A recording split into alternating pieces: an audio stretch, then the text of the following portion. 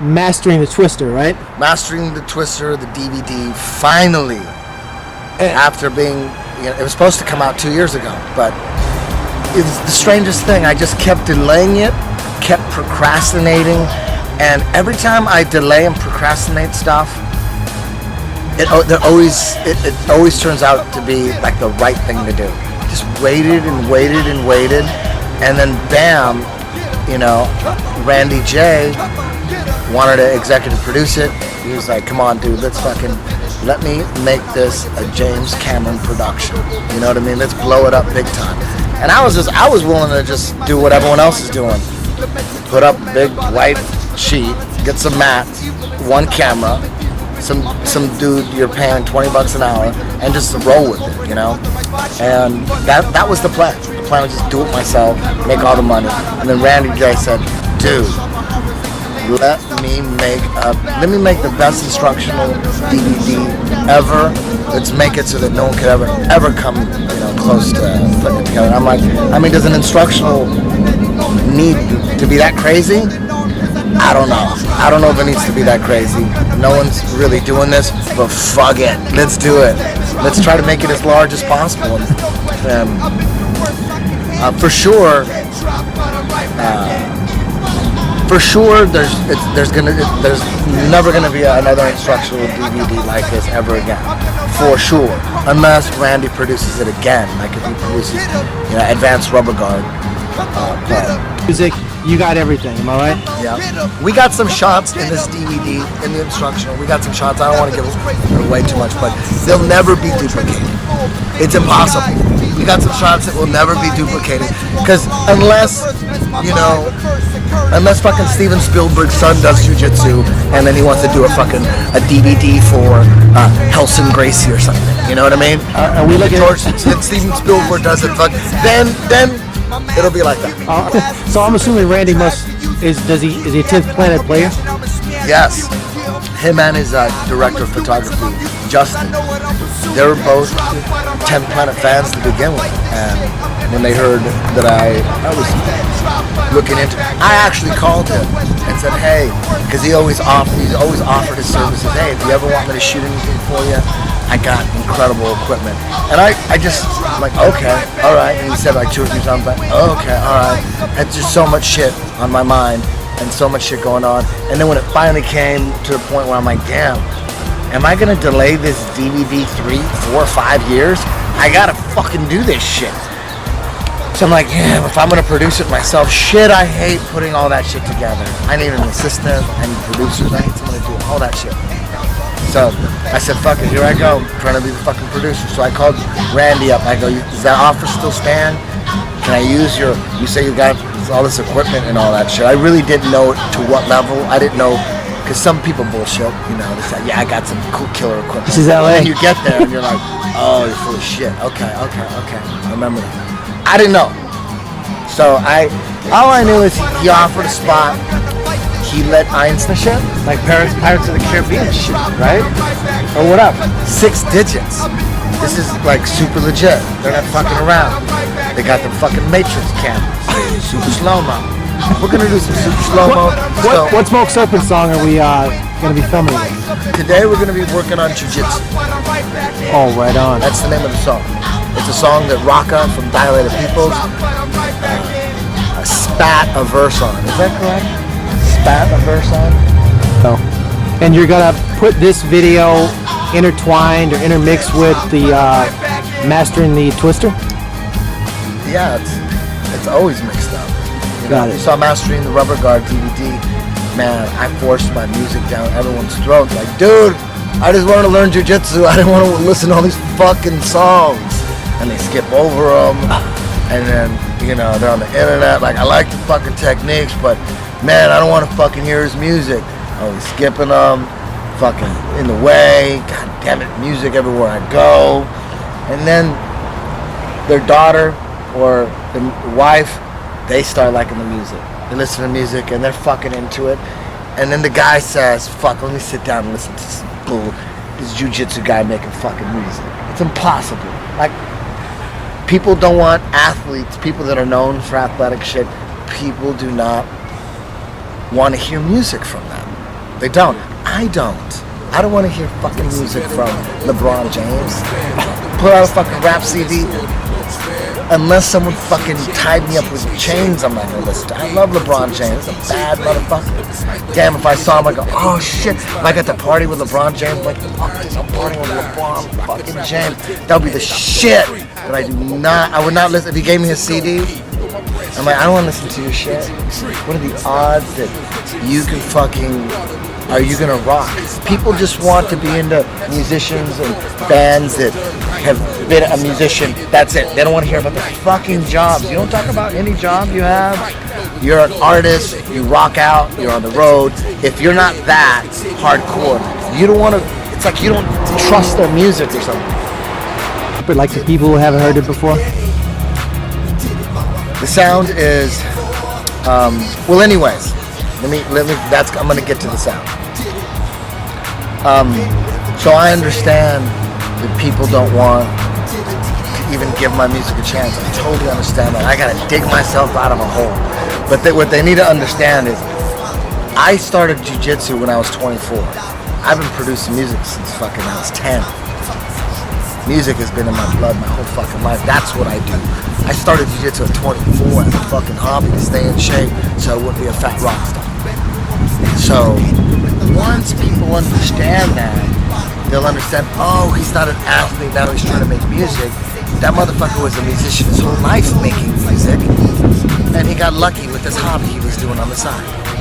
That's the real story, and I keep talking about the music, and I keep shoving it down everyone's throats, and I mix it in with my jiu-jitsu, because sooner or later you'll understand that that's my shit. That's my shit. I love jiu-jitsu to death, but music, that's what's in my soul. Jiu-jitsu is just a hobby that I'm really good at, that I love, that I'll never give up. I'll always be running 10th Planet. That's for life. That'll never stop. And I just throw people. I want people to respect me in the music business just as much as they respect me in jiu-jitsu. The exact same respect. That's what I want, you know. And I think if people didn't have prejudice with my music, they'll see I know how to put some music together. I know how to put the hooks together. I have talent there. What do you mean prejudice with your music? You mean like they're already prejudging you? Yeah, because they know me as a jiu-jitsu player. You know what I mean? The people know all of them. My closest friends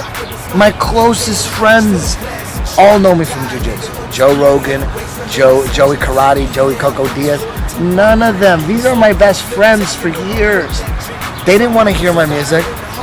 They knew me from jiu-jitsu. I met them through martial arts. I met Joe through martial arts, and then I met Joey through Joe. So I was always the martial arts dude who did music. And they're like, you don't want to hear your friend's demo. You know what I mean? I don't want to hear my friend's demo. I don't want to hear guys giving me demos. I never hear that shit. So I totally understand them not even giving me respect musically. I understand that. They respect you now, though, with that? Oh, yeah, after years of slowly getting hit. And then they go, shit, you know what? I do like that song. Fuck, I like that song. So the jiu-jitsu. So now my close friends respect my music. They respect it. They know it's bad. You know what I mean? They know can have a good time party, but they wanted to hear a little melancholy in that fucking, you know. So, you know, my music is a combination. I always say it's a Depeche Mode, The Cure, Marilyn Manson, and Smashing Pumpkins got together and put together like the ultimate hip hop band. That's what it would sound like. And so tell me about the history or the song Jiu Jitsu. What's the story behind it? Oh, okay. Damn. I digress. Holy shit. So with Disa, Denny Spren in San Diego, the hip hop journalist, he knows Rocka. Rocka is the rapper from Dilated Peoples. They were huge in the 90s, and they're still solid underground. They never left. Rocka's like an icon, a legend in the hip hop community. And he does jiu-jitsu with Hina and Huron at the Torrance Gracie Academy. He's a purple belt. Might be brown by now, but he's a purple belt for sure. So Adisa started respecting my music and said, shit, I'm gonna hook you up with Rocka. Adisa said, I know Rocka, you should produce a song for Rocka. And for me, I just thought, I work with a lot of people. I'm thinking, you know, shit, you know, let's work. I didn't think of the reason for it, like a jiu-jitsu reason or anything like that. I just thought, like, shit, here's my chance. I get to work with someone who's a fucking legend already. This guy's gonna legitimize me, because if this guy's willing to let me produce a song for him, I'm like, you know what I mean? That's some serious, like, dude, take my shit seriously. This isn't a joke. This is Disa was trying to set it up, and he would call me up and say, hey, I'm with Rocka, we're in LA, come out and drink with us, you know, and then we'll work on a fucking song. And like, I would miss him, I couldn't do it. But then finally, we got together. He met me at my studio. I'm like, fuck, I got Rocka here. Finally, I didn't even know what he looked like. I really didn't know it. I knew the most famous Dilated People song. I knew that song because I DJ'd for a long time. But I really didn't know what the guys in the band looked like. I didn't know. So I met him like, oh shit, okay, you're Rocka, cool. I mean, I had mad respect for him because here I am working with a professional rapper. I mean, Rocka's got some serious chops. God damn, he's good. Were you nervous about that? God damn, he's good. No, I wasn't nervous about that. I was like, finally. So I played him 3 beats. I go, hey, I knew the beat that we ended up using, that was my little baby beat. I sampled a band called Wasp, an old metal band. I sampled a very obscure Wasp song, and I took like the end of the bridge and I put it with the intro, and I put them on top, and boom, like I mashed it up. And I knew that was my baby. I knew that shit. And that song was, for sure, I knew that anything I did with that song was gonna be awesome. We could put Ice Cube on it. We could fucking put Jay-Z mix on it. That's gonna be a good song. I knew that was guaranteed gold. Like, I'm gonna save that one for Rocka. I'm gonna save that gold for Rocka. But mix them in with my boys, Capella and Alex. You know, they're awesome too. So, you know, to mix them all up like that legitimizes all of us. So, he comes over, I play him 3 beats. I play him the first one and he's down. He's like, shit, let's do this one. This one sounds good. I go, let's a couple more. Played him the second one. He's like, we could do this one, man. This is good. I brought up my golden nuggets. Brought them out. And I go, well, check out, okay, we can do this one. But just listen to this one. Boom. And I played it.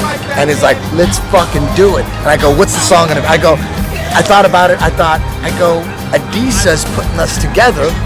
I said, why don't we make a song like 10th Planet and Gracie's Unite? 10th Planet is producing a song for the Gracies. That's what Adisa said. He goes, do you realize what's happening? I thought he was just getting us together and we're just working pure music. No martial arts involved.